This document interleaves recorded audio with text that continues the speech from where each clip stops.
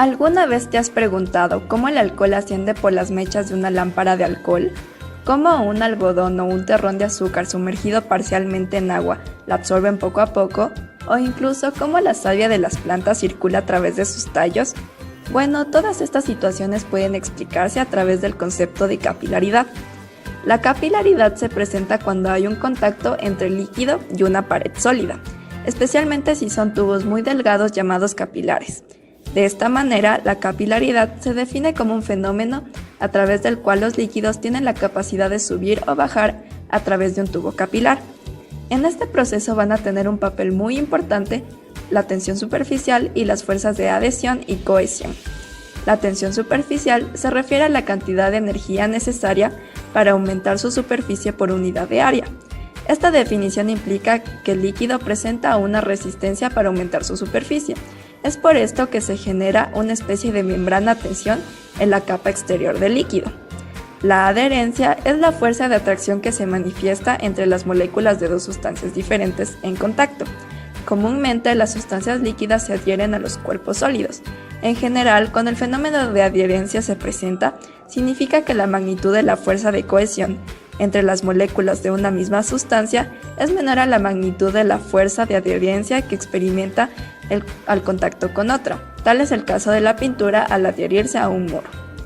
Las fuerzas de cohesión son las fuerzas intermoleculares de atracción que mantienen unidas unas moléculas con otras. Dependiendo de la intensidad de las fuerzas de cohesión, una sustancia se encuentra en estado sólido, líquido o gaseoso. El valor de las fuerzas de cohesión es una propiedad intrínseca de cada sustancia. Asimismo, la capilaridad se verá cuantificada por el ángulo de contacto. El ángulo de contacto es el ángulo en el cual entran en contacto una interfase líquida gaseosa con una superficie sólida. El ángulo de contacto es específico para un sistema dado y está determinada por las interacciones entre las interfaces participantes. Dependiendo del ángulo de contacto, puede ocurrir que el líquido ascienda o descienda por un tubo estrecho una cierta altura h, lo que se denomina capilaridad o acción capilar.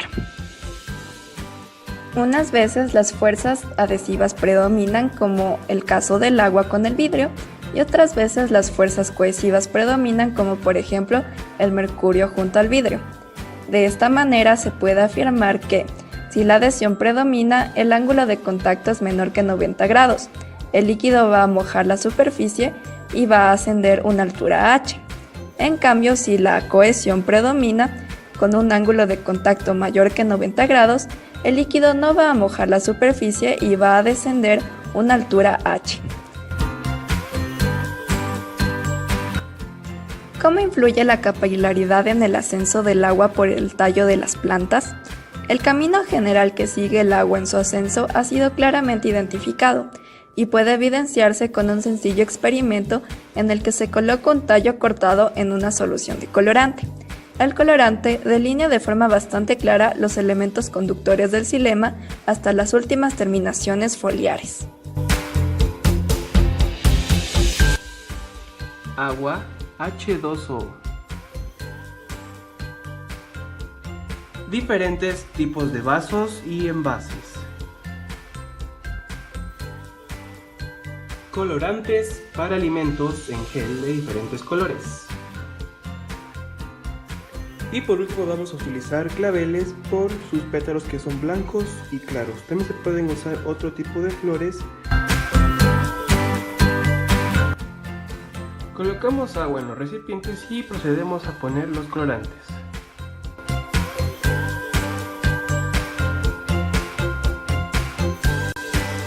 Para el experimento vamos a utilizar 4 tipos de tamaño de tallos de los claveles. Un tallo de 5 centímetros, otro de 10 centímetros, el siguiente de 15 centímetros y por último uno de 35 centímetros. Una vez mezclados los colorantes, vamos a proceder a introducir los claveles dentro de los envases.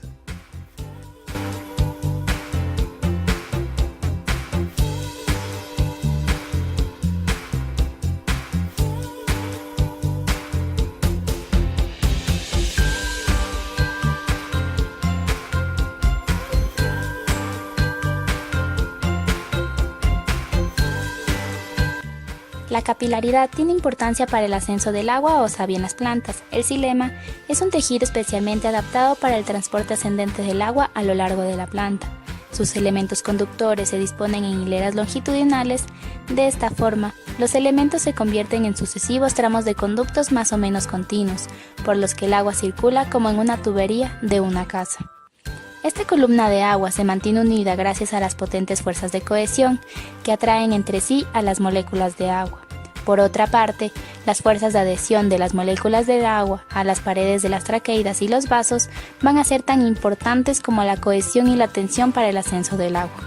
Asimismo, la cohesión va a provocar que el agua origine una alta tensión superficial, que va a tratar de mantener intacta la superficie del líquido, de modo que la superficie entera del líquido va a ser arrastrada hacia arriba. En este sentido, la adhesión y la cohesión van a generar la acción capilar, que va a permitir que el líquido suba por el interior de conductos de pequeño diámetro como el de los vasos del xilema, donde las fuerzas de la capilaridad hacen que el agua ascienda desde la raíz de la planta hasta los tallos y las hojas. En términos generales, en un tubo de pequeño diámetro que esté en contacto con el agua se va a formar un meñisco cóncavo, de manera que el líquido va a ascender a una altura h hasta igualar la presión en la superficie del recipiente. La relación entre esta altura h y el radio del tubo nos da la siguiente fórmula. Por lo tanto, se observa claramente que si el radio disminuye, el líquido asciende más por el tubo capilar.